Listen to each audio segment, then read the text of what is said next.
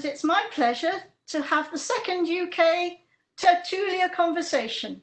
And this is for the company Neolith, sintered stone, and this is one of a series of conversations around the world. I listened to one from Hong Kong yesterday, all being organised by Neolith and all on the Neolith website. Joining me, Elizabeth Wrigley, this morning are Trevor McClymont, Tim O'Callaghan,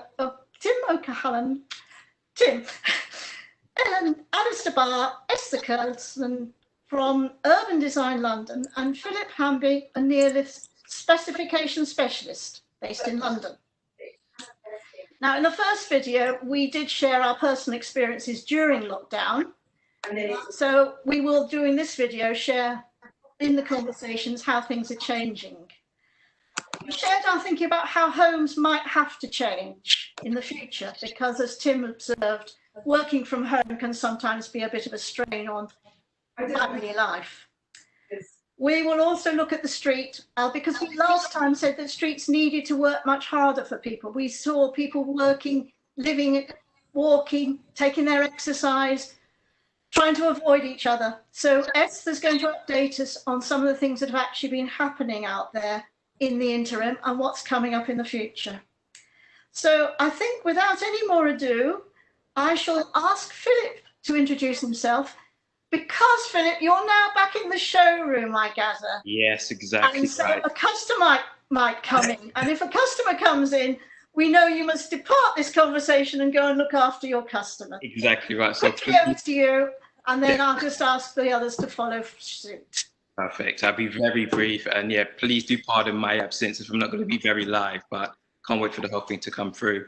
As Liz rightly mentioned, I'm the specification specialist for Neolith as well, working with architects, designers, urban planners as well. And Neolith is really found as kind of intuitive to trying to pick on the brains for specialists such as yourselves during this unprecedented time. So I do want to thank you all again, Alistair, Tim, and Trevor, for joining this second edition. And our beloved new participant, Esther, I hope you do enjoy it. And for myself and behalf of Neolith, I just want to say thank you all for sharing your knowledge, your experience, and some of the insight during these unprecedented times. So again, do pardon me, you have to exit, but looking forward to hearing the whole thing. So that's a bit of me. Thank you. Thank you. Brilliant. Thank you, Philip. So Tim, very briefly, for people who are joining this video, perhaps didn't see the first one, tell us very quickly about yourself, who you are, what you do, and what's happening now. Over to Tim. Hi. Yeah, I'm Tim O'Callaghan from Neolith Architects. We're a small practice based in South London. So last time we were in the midst of lockdown. I think it was one of the first days I was back in the office, but now we're back. We're even having socially distanced meetings with the staff occasionally, although they're still mostly working from home. And we're actually quite busy. Like, we're getting lots of inquiries, and lots of the projects that had stopped have started up again. So we're starting to feel, I don't know if going back to normal is the right terminology, but we're definitely kind of seeing a lot of interest and inquiries. And I think it's kind of what I had kind of expected in a sense, because for we'll see what the kind of actual change is going to be long term. We talked a lot in the last one about change, what the change will be. It feels like things are kind of there's a strong gravitational pull to go back to normal, what was kind of previously there. But there will be changes, and we'll talk about them in terms of the high school, I guess, in a bit. And also just working from home is something that's already happening. And for architects, change is opportunity. Change creates opportunities to build, to adjust, to tweak. And even the fact that people, that we're getting lots of inquiries from people who are working from home, we're getting lots of inquiries from business owners who have kind of thinking about pivoting or changing or updating what they do.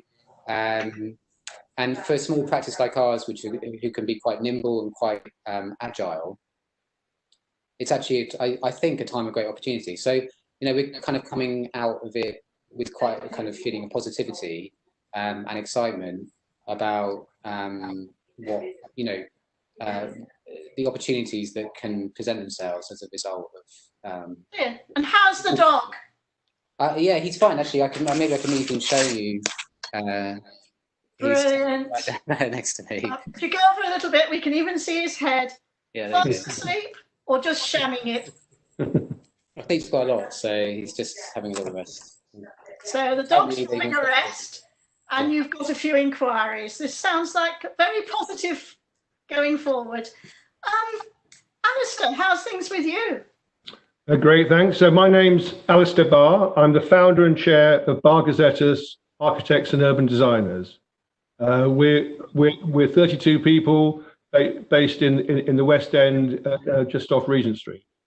And this is a very exciting day for me, not only to see all you guys again and to do another one of these, but we've now been officially back at work for a week. So it's very much prototyping. Good thing about 32 people is that you can sort of like work things out on the hoof a bit. We've got very strict health and safety, and currently we're aiming for a maximum of 10 people. So when you arrive, someone takes your temperature, and as long as you're allowed in, then we're all sitting a long way apart, and various other things about cleanliness or whatever. We've done a paper I'm going to talk about later. I think the thing that's happening as a theme, if we've been doing it for a week, is that most of us, including me, we're a bit nervous about coming in, or just fear of the unknown. 110 days in, and every day I've been in, as we leave, we're going, that was great. So it's been good working at home, but you get in and you find out that the broadband is much better than at home. The tables are much more comfy. We've got proper ergonomic chairs. All those things you'd actually forgotten. And then as architects, we did a great thing on Monday. We got out the tiles and granite samples and held them in our hands, socially distanced. We're still 2 meters away, but we're holding a piece of granite saying, is this better than this? All those things, and we've got the 3D printer plugged in and working again. So it's actually like this fantastic thing. And currently it's very voluntary. If you want to come in, just let us know. And like I say, very strict limits on the amounts, but you can feel that people come in and actually realise it's actually quite nice to be in that environment.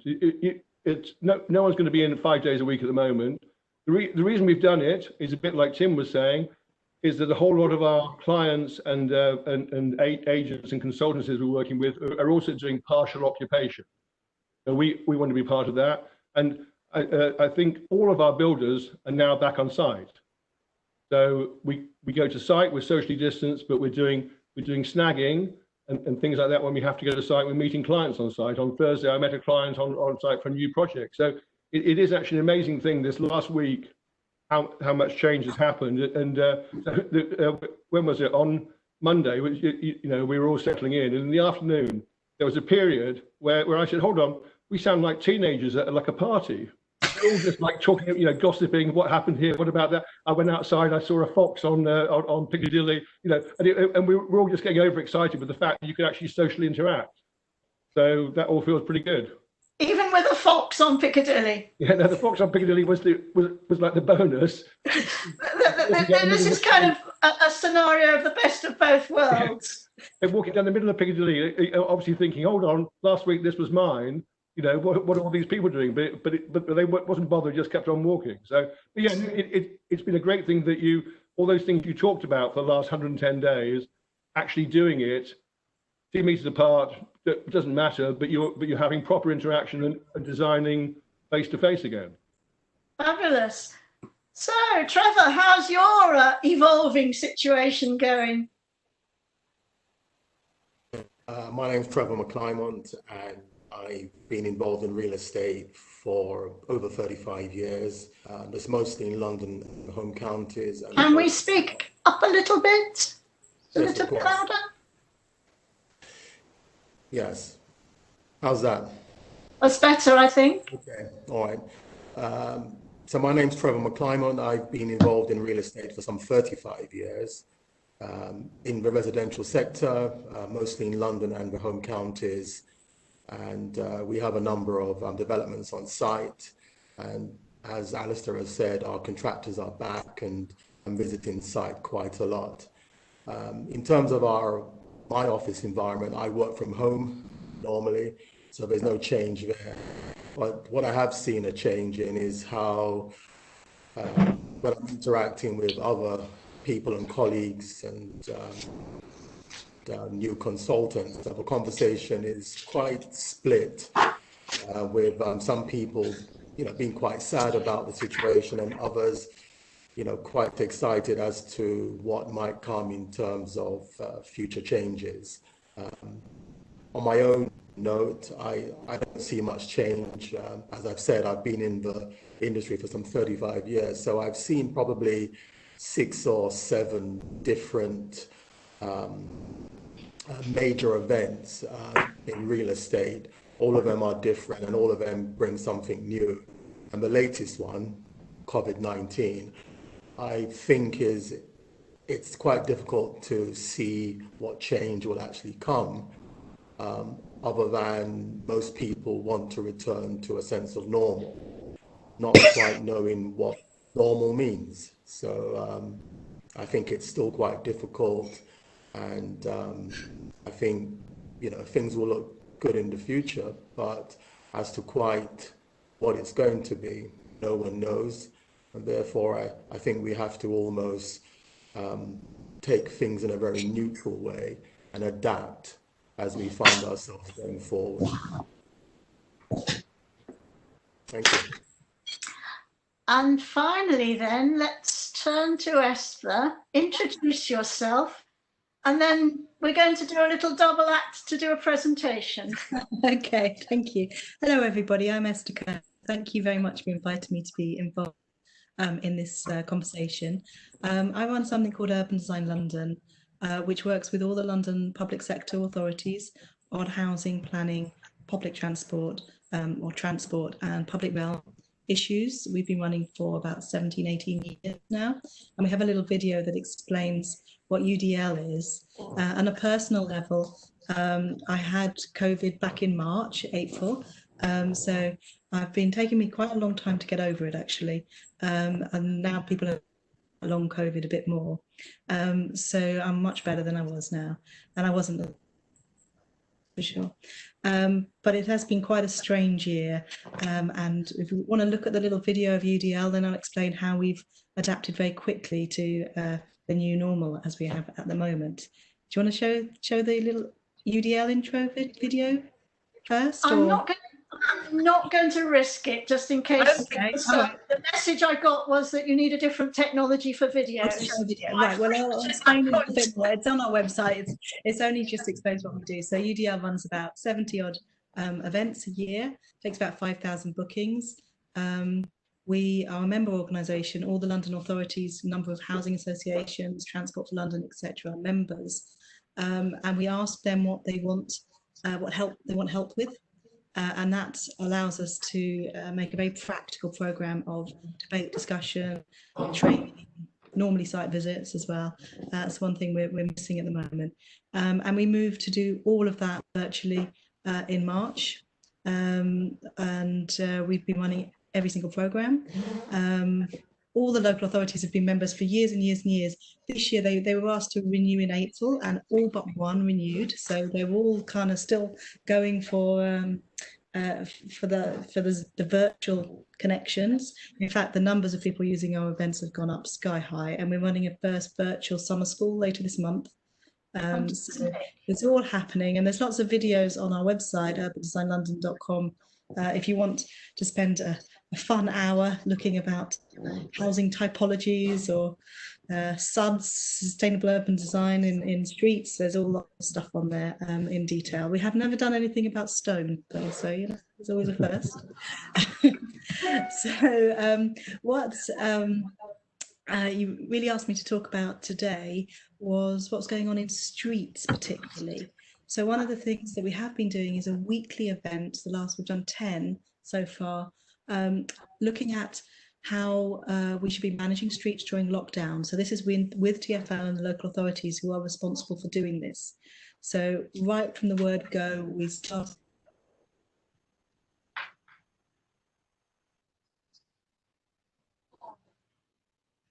America. And I know Madrid were as well. We didn't manage to include that in our event. And then we've looked all sorts of different issues, from play-in streets to new cycling infrastructure, to how to improve pavements, social distancing, to what to do in town centres, etc. So there's been 10 different half-day events on that. Lots and lots and lots of change, lots of learning going on. What I've got now is a few slides with pictures which will help explain some of the elements. And I know you wanted me to talk about school streets particularly. That's right at the end of the slides. Did you want to share? Sorry, I couldn't manage to do it myself. There you go. That's it. So lockdown streets in London. That's what I'm going to be talking about. And, you know, that's a picture of some new pavement that's been created in Brixton. And you can see people are quite pleased about that. So if you go on to the next slide, I'll flick through them quite quickly, hopefully. So the reason for changing streets in the last couple of months has been, firstly, to help active travel. There's a real wish to not have a car-dominated or car-heavy recovery. People feel that they're safer in their cars. It's fine, people going back to work in offices, etc., but they have to actually get there. And public transport is not seen as safe by many people at the moment. So, and certainly the capacity is way down because of social distancing on buses and tubes. So supporting walking and cycling is seen as an absolute must, because there's, even without thinking about health and sustainability and emissions and pollution, etc., there's no way cities like London can actually move enough people around by the car. It's not space efficient enough. So one of the reasons for changing streets at the moment has been to support active travel. Another has been to help reduce infection, keep people apart, help people social distance. There's also been quite a lot of talk about mental health, mental well-being, particularly with children, isolation, and the importance of streets as social spaces, particularly residential streets, to let people not only exercise but just get on with life a little bit and do things that keep us all happy and chatting and feel connected. Supporting shopping, obviously we've all seen about the queuing that is now happening in pavements at the moment, but also encouraging exercising. There's been all sorts of talk about walking and cycling, but there's been other things about using streets as outdoor gyms sensibly, having exercise classes, having dance sessions. There's been wonderful things on YouTube about that. And now we're also looking at allowing commercial activities, particularly restaurants and pubs, to reopen in a sensible way, and that often involves using the street as commercial space. Next slide, please.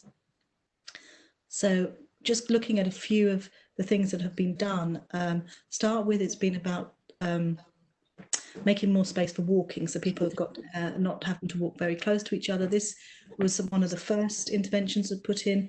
We made a real mistake because we forgot the number one guiding principle of designing for pedestrians: respect their desire lines.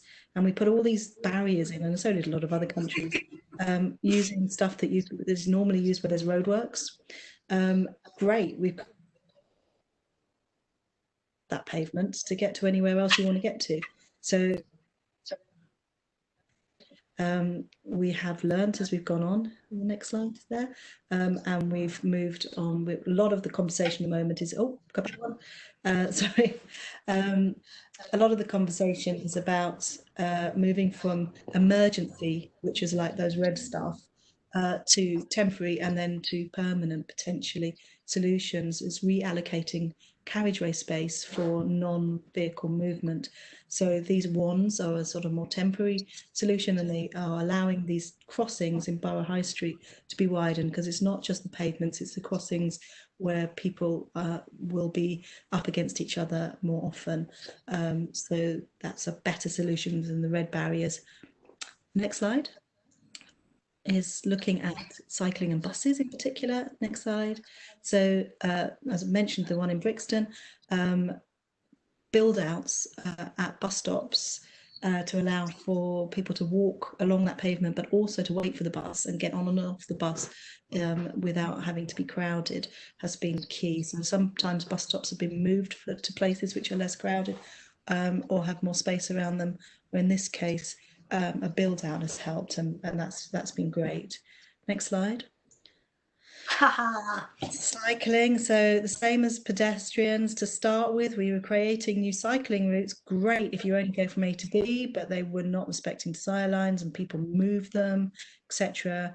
And if you go to the next slide, we have learnt as using the same sort of kit, we can do it better. And the next slide, we can move on now to do them even better. So with ones here, this is Park Lane. This has been an idea for a long time. For those of you who know London, Park Lane is right next to Hyde Park, and it's basically a 3-lane each way motorway right in the heart of London, and it's been a disaster for a long time.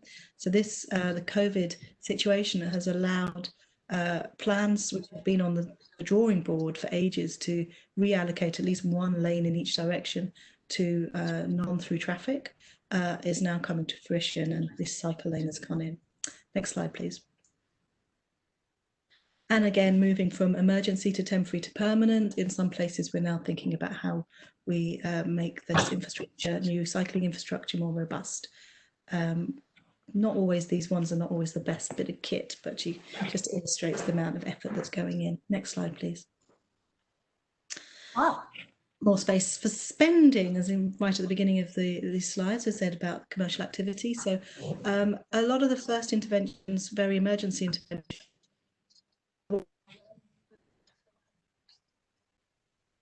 to walk down those pavements, and people were very worried about getting too close to each other. Things have changed a bit now. So these build outs were flavour of the day probably about 6 weeks ago. They were probably at their height. And again, they are taking space from the cars. And often it's actually not in this case, but it's often parking spaces that have been reallocated for pedestrians. Next slide, please. Also, doing this allows the shops to use outdoor space to sell goods and to present goods, which is probably happening more and more at the moment. Next slide, please. And now in the last week, 4th of July, we saw the start of restaurants and bars opening again. So this type of thing, this is closing streets so that they can be used for outdoor seating, for commercial activities. I think these are Soho, where there was a lot of people in the end, but the idea of shutting these streets has been on the cards for a long time. And so many things from what COVID has done is it's accelerated trends and just meeting in the winds. Next slide, please. And enjoy the streets. So this isn't about travel or necessarily about commercial activity, but actually just rebalancing the use of the street away from travel towards outdoor living space. So this is just one of many tweets at the moment about we're seeing street closures. A lot of this is about street closures. So this is point closures, low traffic neighbourhoods, all these terms are used at the moment. There's quite a lot of money being spent on it in London at the moment, and the UK actually, government has money for this. And if you look at the next slides, there's more examples. So first steps of Dulwich Village, getting a village square, again, something they've wanted ever. So shutting the street outside those shops, creating a square. Again, this is a measure that will be potentially it will be monitored, and there'll be consultation on it, because it's emergency transport order that's used to do this. You can do the engagement after the change is made, 18 months. So these are likely to stay in for at least 18 months. During that time, monitoring of the impact that they have and what people feel about them. If they're positive, then they're likely to be redesigned, in this case as a square, a village square. So the carriageway will be paved over and planted, I expect. These point closures, one of the concepts behind them is everywhere that needs vehicle access still has vehicle access. So it's not that you can't get to anywhere, it's just that you can't get through a lot of the streets. And it becomes, relatively speaking, harder to drive or more inconvenient to drive than it does to walk or cycle within a neighbourhood. That's the concept, and that's what we're seeing a lot of at the moment. Next slide, please. Yeah, another example. So, sorry? Same thing again. Same thing again. You see these new signs, COVID-19, road closures, way. Someone's making signs of them. Yeah. Now, school streets, there is a concept of point closure and change outside every school in London. And there have been, I can't remember the number now, but there have been quite a lot have gone in already. And basically, a school street at its simplest level, excuse me, is a timed closure. So that street that the school has got its gates on is shut when people are coming and going from the school. And it's done with things like this and people. And play streets are the same. They just use people to shut the streets. However, there's a lot of talk about actually improving the environment outside schools so that they're more welcoming places, and the activity within the school and within the local community. The next slide. Apologies, they're very, very simplistic bit of stuff on PowerPoint. But this is a photo. I can't actually find where this came from, but it's a brilliant photo. So in the UK, most of our schools have got guardrail. Hang on a second. I've got guardrail, and they've got yellow lines. The zigzag yellow lines are where the children are lying, and those yellow lines are "Don't stop here."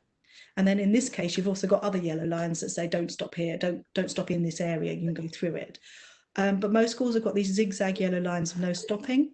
And if you think about it, all of this is meant to make the place better for the children, but the children are squeezed into the space those three little boys are.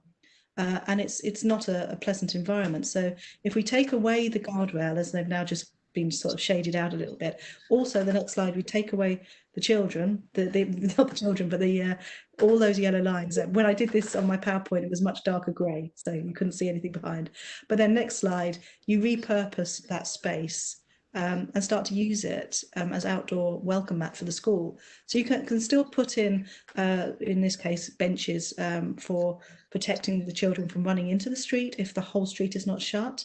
But you can say this no man's land of space, which is just yellow lines all over it and guardrail. Let's use it for social distancing, but also in the future for more communal activities which relate to children better. And next slide, which is the last slide. Be glad to know this is a recent school street in Hackney. In this case, the whole street's been shut, and you can see it's been repurposed, but it could just be half the width of the street if they say there were buses running on it. And it's about changing the way we view the usefulness and the purpose of towards neighbourhoods, whether it's supporting people who are working from home, supporting local businesses, and supporting healthy lifestyles for residents. I think this is not something necessarily new, but the speed of change and the interest of it at the moment is new. So we'll see where it goes. The worry with it is it will clash against people's desire to safely drive to work again. We will see what happens. That's the end of my slideshow. Shall we then go back to stop sharing? And anybody got anything you want to ask Esther immediately? Or shall we move on to somebody else having a chat and give Esther's voice a chance to recover? I think let's do that. Tim, is there anything you wanted to bring to the story time today? Anything particular you want to share with us? Well, I think the others have got more sort of considered thoughts on the future of high streets. I wonder if they go before me. I've got some pictures of our local high street and just some thoughts about what things might look like in the future there. We're doing a project there as well. So I feel like maybe Alistair, especially, got some more considered ideas about the high street and how that might look. Is that okay with you, Alistair, to kick off next? Yeah, I'm fine. That's very kind of you, Tim. Alistair, do you want your image to Yes, come please. up straight Yes, please. away? Yep. I'm back into the sharing mode, if I can remember how to do that. I think it'd be good because Tim and I chatted a bit about this. We're probably coming at things in the same direction. This is just a drawing that I did last week. As you can see, a very hurried drawing about the high street. We talked about it last time that we met, and I think the basis of this was to say that there are 600 high streets in London, and most of them were actually built in Victorian and Edwardian time. And if you think about how they were built where the shop owner lived above the shop, and that things were made in the same place. So you go to the shoe shop, they're making shoes in the back. You go to a furniture shop, they're making furniture in the back. When I was at school, my best friend's dad ran a fruit and vegetable shop, and at the back he was boiling beetroot, he was trimming vegetables, he was growing some lettuces, selling them at the front. It's within living memory where all those things happen. So thinking about those 600 high streets in London, I just said that they're all ready for conversion. We know there's going to be lots and lots of empty spaces. So if you look back and sort of build on the past, so in terms of selling, a lot of high streets got caught up with chains, with things that weren't really connected locally. All those empty spaces, I believe that could be local entrepreneurs, local startups, making things. In my sketch, I've got a little brewery or distillery in the basement, but those things are happening already, really. And obviously everything that Esther's just said about the street is shown here. There's space for cycles, there's space for deliveries, but you can spill out into the street. In terms of making, during the first 10 weeks of COVID, we brought back the office printer to my house. My son, who's a product designer, printed NHS masks for those first 8 weeks, 24 hours a day. So it used to be that the planners moved out making from the high street because of noise and dirt and pollution. 3D printers, all those sort of technologies mean you can make on the high street again. Working, and I know this is something that Tim and I have talked about a lot, high street hubs, that idea that although working at home, you've got disturbance from the family, bad Wi-Fi or whatever. Again, let me just look at the figure. The GLA say that 1.5 million people live within 200 meters of their local high street. 1.5 million employees, people that could be working. So you could leave your house, a 5-minute walk, 5-minute healthy walk to the high street, and you could have everything I touched on earlier, fast broadband, a printer, a scanner, and then you can go back home and look after the kids as well. So that's what I mean by work. Living, I've got another fact, which is the Federation of Master Builders 2017 talked to MPs. 86% of them said, why aren't there more people living on the high street? You lived above the shop, and there's an opportunity to do that. And then finally, with the stuff I've been doing with Howard Gill at Greenwich University and other universities, why aren't we growing more? And I talked last time about how in my office, the Crown Estate have allowed us to go on the roof and grow food. So sell, make, work, live, grow. It just seems that as the high streets are going to reopen with lots of empty spaces, let's be creative and make those spaces really work hard. And my research has been quite old school. Just since Monday, whenever there's an article, I'm tearing it out of the paper. And one says, I want to live back in the middle of the street. Somebody else is saying, I guess it was the government end of last week said we should be relaxing planning on the high street so people can live and work properly there. So it feels like a lot of people are talking about it. I just tried to capture it all in one drawing. Well done. So, Alistair, shall I unshare this one? And there's something else I think you wanted to talk about, isn't there? Well, let's go back to Tim, because I think Tim's all about the high street as well. Brilliant. I'm guessing that they're going to dovetail. Okay, over to you, Tim. I'm sorry, I'm sort of spinning this on you a little bit. Oh my goodness. I just wanted to try and share some pictures of my high street. You're the Assistant Director of Planning at the moment at Bromley Council. Oh yeah, a refusal notice. Happy signature, yeah, which is rather nice. Can you see that? Can you see that picture? Yeah. That's more like it. I thought it would be. I just thought it would. I just went down to our local high street. I thought it would be particularly interesting for people who aren't familiar with London, or even people who are watching this from other countries, to kind of see what a local high street looks like. And this one is quite a good. This is our local high street, but it's quite close to me and us, especially because we were part of a sort of community organised workshop to improve the public realm here about 5 or 6 years ago, that has since been implemented in a slightly sort of adjusted form by Lewisham Council. But I thought it'd be interesting to sort of see, like, because I think there's some very wise words from Trevor about, you know, the kind of power of things returning to normal. But I think, and there's been lots of talk about change, and maybe not all of it will come to fruition, but certainly the idea that Esther said about the accelerator of things that were already happening, and the kind of change and the challenges faced by the high street are undeniable, and kind of already already kind of manifesting themselves. And so our high street here is quite a good example. So you have a preponderance of kind of not particularly busy and not particularly productive shops, like the charity shops, and a sort of lonely outpost of the Conservative Association at the heart of Labour South London, which is never very rarely used, so it's kind of blank facade.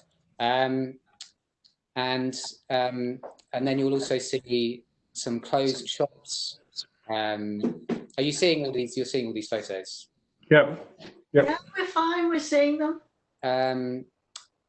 So convenience shops, which are kind of really helped, you know, have been very helpful for people, especially during lockdown. But yes, you see a lot of closed shops. So and I don't know if you can see my cursor as well. This one's been closed for a long time. The other reason this high street is kind of close to us is we're doing a project here, and this is an interesting one to talk about in relation to what Alistair was talking about. What we're creating here is a workshop for a watchmaker. So it's going to be partly retail, but mainly it's focused on making. And this is also interesting in terms of historically, when this high street was formed, the building that is part of was a Victorian villa, a kind of semi-detached villa. These shop fronts were kind of added on as a later addition, not sure when exactly. At some point, this was a bike maker's shop. So the idea of fabrication had already happened here. And I think it's the kind of thing that we need to look at as a kind of future for our high streets. You know, there's great challenges for retailers, traditional retailers on high streets. There's another discussion about a kind of necessity for the government to level things up with kind of online retailers. You know, business rates on high streets, it's almost impossible for them to compete. So there needs to be some sort of level playing field, I feel. We can't really do much about that as architects, but what we can do, another way that Trevor uses a lot is imagination. And I think we need to kind of use a bit of imagination from communities, from councils, from central government, from architects and designers. What can our high streets be in the future? There is going to be change, it's already happening. And they are the heart of community life in England. We don't have squares or piazzas. That's not what our towns and cities look like. So, you know, there's talk about the permitted development thing. I mean, the worst thing that could possibly happen is for some of these shops to become terrible flats. But there needs to be some thought, some vision. I think everyone needs to come together to kind of think about what the high streets can be, and if there's some changes required to business rate structures, planning structure, then I think that all options should be considered. Interestingly, there's been lots of webinars a bit like this, and there was one earlier in the week from NLA about the future of the high street, and just down the road here. So if I carry on, you will see the South Circular, which is the other high street in our area, leading on to Catford. And Catford are doing some really interesting things with their centre and their high street, which is really bringing together the council, community,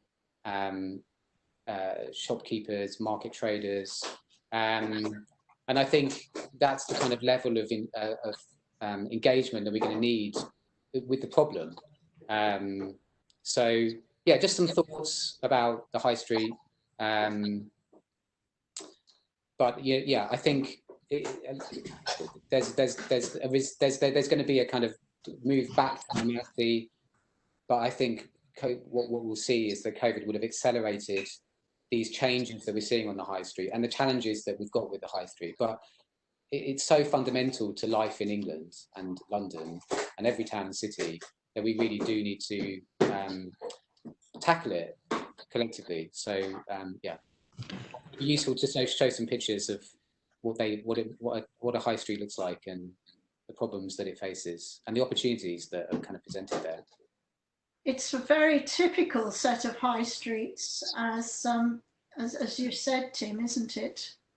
The collection of national chains, charity shops, failed shuttered offices, and estate agents on the corners. Yeah. Shall I stop sharing this and we'll go back to, oh, you've stopped, well done. And we'll go back to a conversation. I mean, is there anything anybody wants to add to what Tim said? I mean, I listened to the NLA as well, New London Architecture, for the benefit of those who don't know what NLA stands for. And the Catford example is interesting because, again, it's the borough of Lewisham. And they do seem to be managing at the moment to pull their socks up a wee bit and have a good hard look at their high streets and the different kinds of high street. Esther, any thoughts? Yeah, I mean, Catford is one of the livable neighbourhood schemes. So there's been a lot going on this for some time.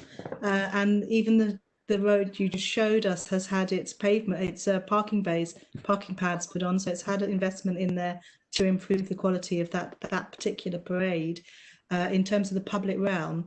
So at the moment, what is worrying me is the whole Livable Neighbourhoods programme, which is under the Waltham Forest stuff that's been going on, which is really re-energising local businesses, local innovation and local communities and local use, has been changed now into, at the moment, because of the situation, into low traffic neighbourhoods, which is all about just reducing rat running. And it doesn't necessarily bring the same benefits as a holistic livable neighbourhoods approach, which is Catford is one example. So I think we're in danger of throwing the baby out with the bathwater by focusing on emergency situation from COVID and not wanting a car-driven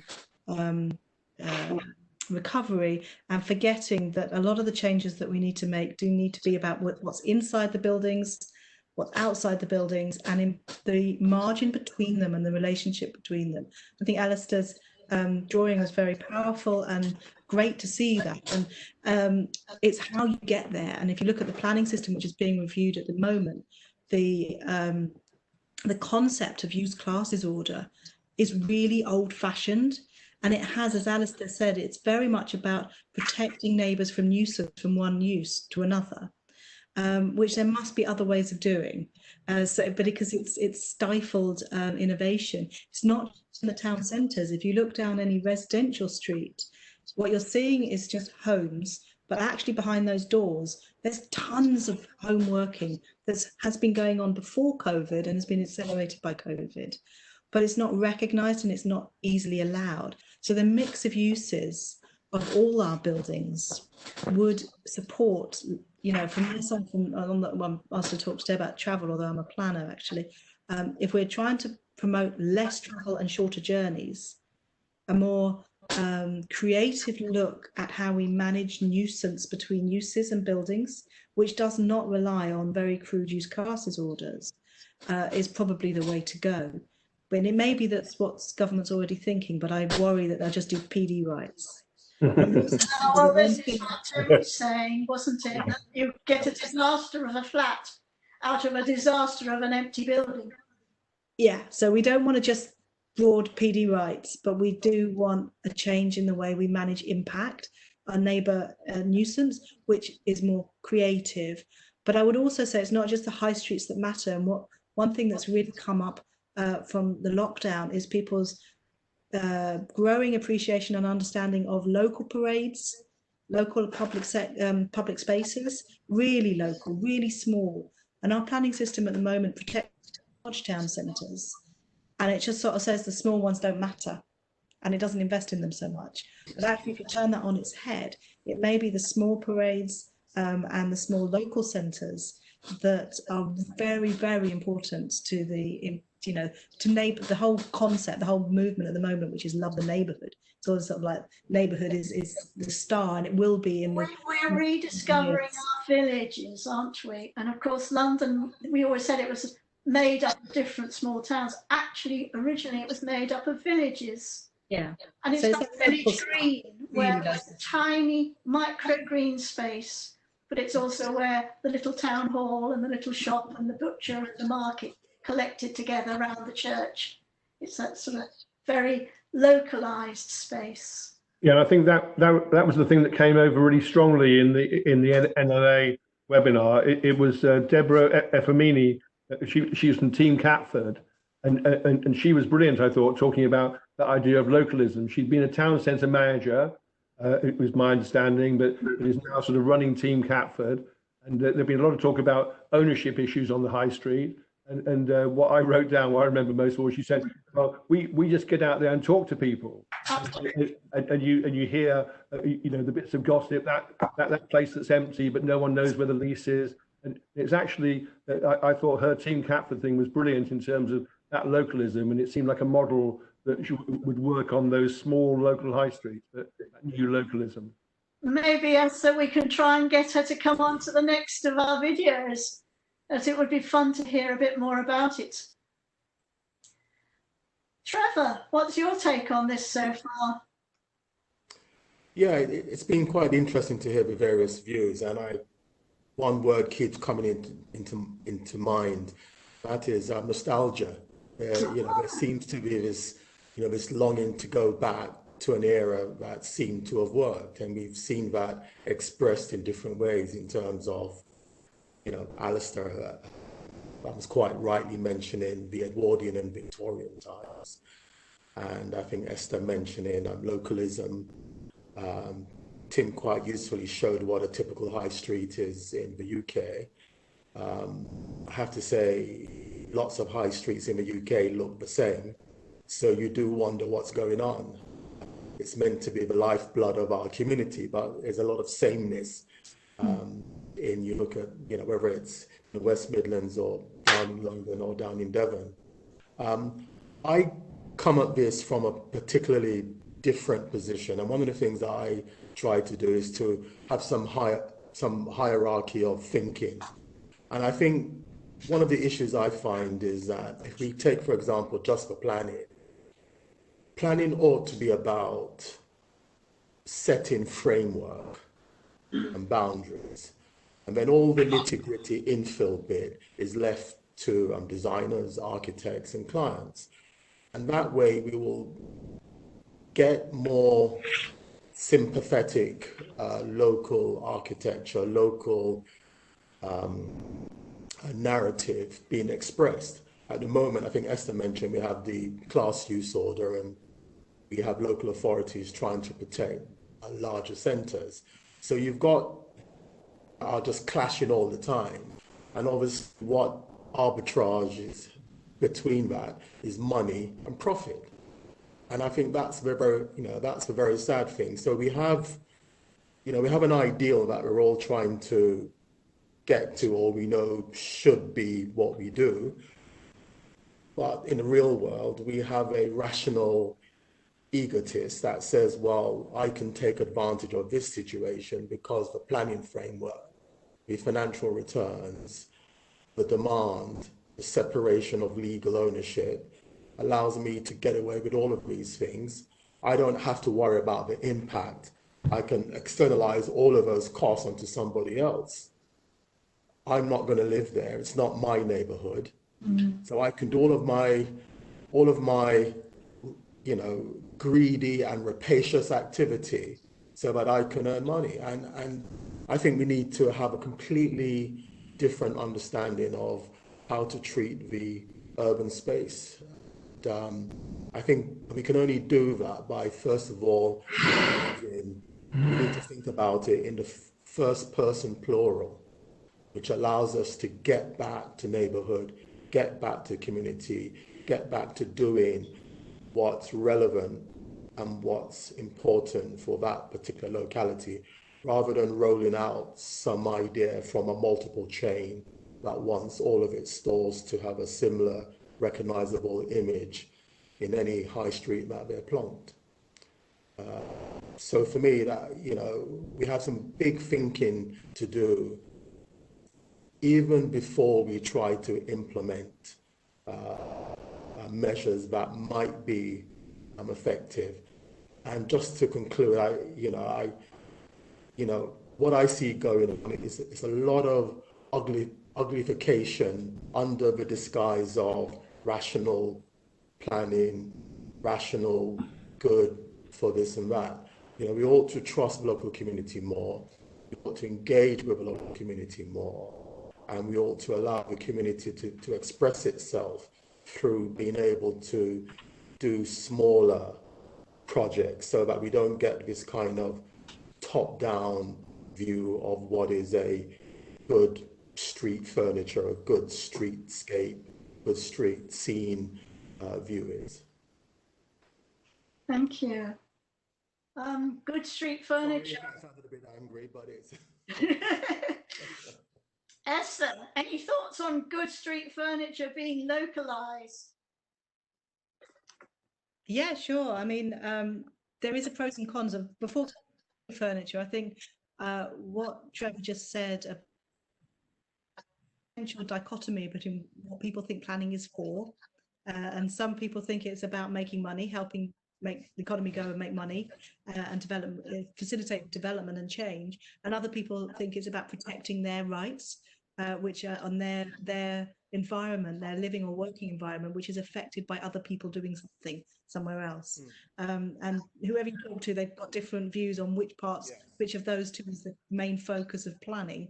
And it's where the two come together that we have, you know, we struggle to find processes that work well to bring them together.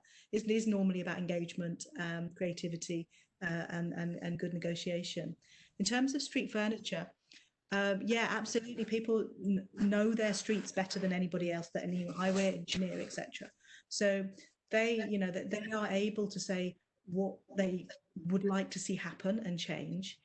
However, when it comes to the management and the safety side of stuff on streets, the highway community are very keen on making sure that whatever goes into streets is seen as safe, and there's a whole liability culture going on.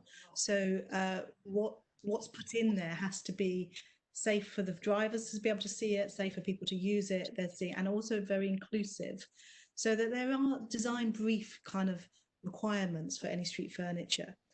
Local authorities like to use the same stuff because they can buy it in bulk and it's cheaper to replace. So they have, like in London, we've got something called LOHAC, which is all the local authorities have clubbed together to procure street furniture, and it means they can have stores of it, and that helps them to change, you know, to keep things in good condition cheaply.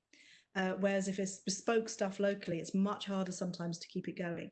What we have seen really successfully. So although sometimes the actual, you know, the community can say what sort of thing should go where, the local authority can kind of put the basic structure in for that. But the actual, especially if it's greenery or if it's art as well, the actual maintaining of that and management of it and refreshing of it is done locally. And, you know, there was the edible bus stop sort of campaign, giving seeds out along bus stop routes, bus route stops, and then also giving local communities hose pipes so they could water the stuff and things like that. So there is a level of continuity that is needed in the street, unfortunately, but there's also great opportunity for local creativity and ownership of what goes into the street.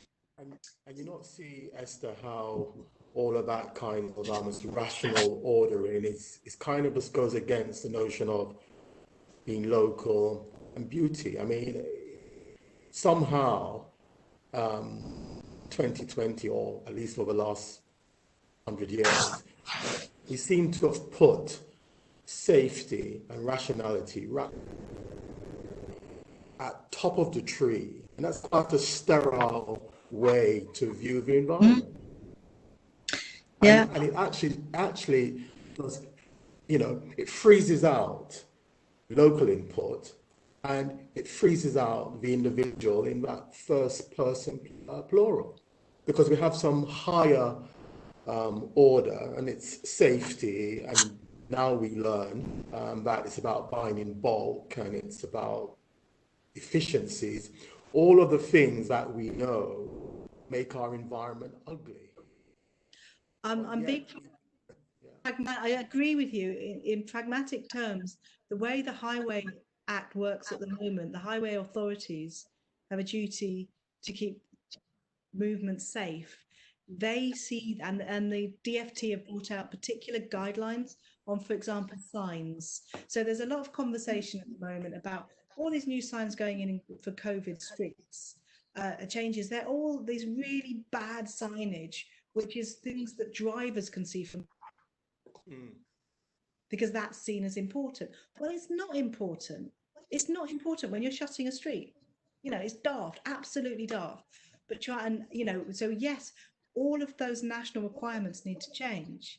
But at the moment where they are, it means if a local authority is going to do something in a street, pragmatically, they are going to have to follow that. But there is room for creativity within that. And if you look, for example, at Southwark, they work a lot with the bids, like the Bankside bid. Bankside is one of the most creative stuff that's gone into streets. A lot of local art, a lot of SUDs, same urban drainage, a lot of little parklets and community gardens. But they've managed to be able to work with the community to do both, do things that they feel comfortable they can do and they can fund, but also work with people. It's the local authorities who only rubber stamp the kit that comes off the back of the lorry, and doesn't even, sometimes the kit that comes off the back of the lorry can be used really creatively. You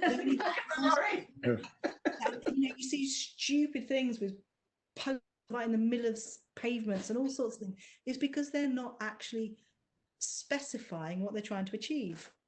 And so the people who are actually doing the work don't know what they're trying to achieve, and rubbish goes in. So a lot of this in the gardening world, there's a gentleman called Nigel Burnett who did work in Barbican with the planting. And he said one of the main problems is the people who manage the planting have no knowledge of plants whatsoever. So the brief was brilliant. It said, if it's tall and it's got a big bulb of purple, when the purple stops being purple, cut it. Yeah. So you've got to put it into language that makes it so easy to manage, but they can't resist managing it properly. So we've seen examples recently where pavements have been widened to allow for social distancing, and the signs saying that have been put right in the middle of the pavement, so people have got to squeeze past them. So it's because the person putting it in does not understand what the purpose of the whole thing. Be told. I mean, be fair, they probably have to put in 50 in the next hour, chucking them out the back of the lorry with about 2 seconds per place. Alistair, you've been wanting to say something, and then I'm afraid we're going to have to close. I see the client time ticking away. If you can just share the screen, just the front cover of that document, that would be great. So when we last met for this event, we talked about offices, and that conversation made us in our office think about it. The fact that all our clients were talking about what's going to happen next. It's the other one, isn't it, Liz? Yep. So today we've just released this thing, designing for post-COVID. It's design and cost advice for developers, consultants, occupiers. So we work with Gardner & Theobald, the QS.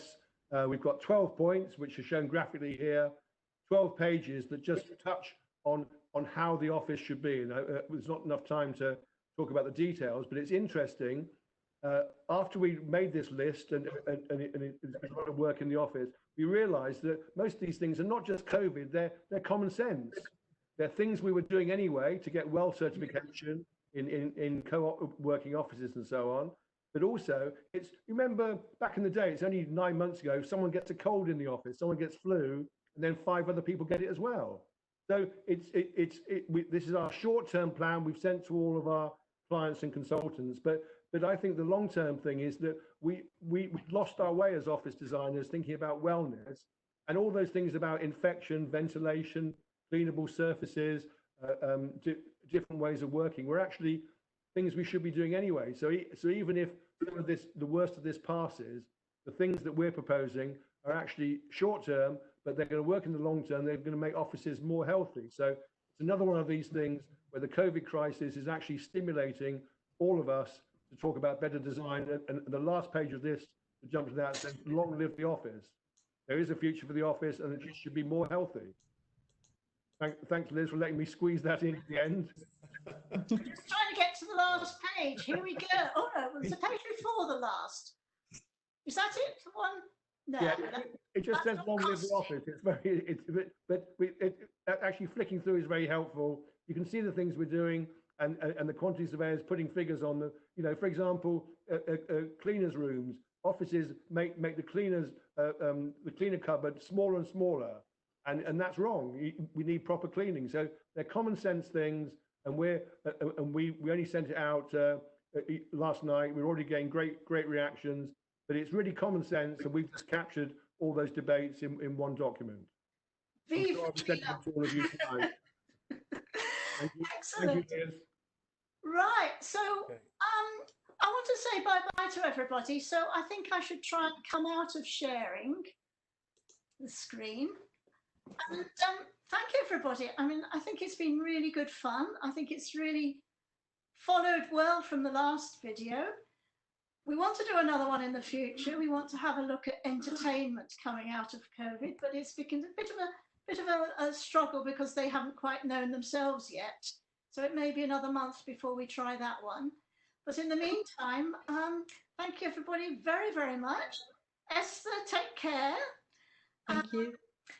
Trevor, as usual, amazing insights. And thank you, Alistair, for sharing not one, but 2 documents today. Exactly. And finally, Tim, and is the hound still sleeping? He's gone. He's upstairs. He's gone. Oh, he's left. So it's obviously time for us to finish. So thank you, everybody. Great. Thank you. Thanks.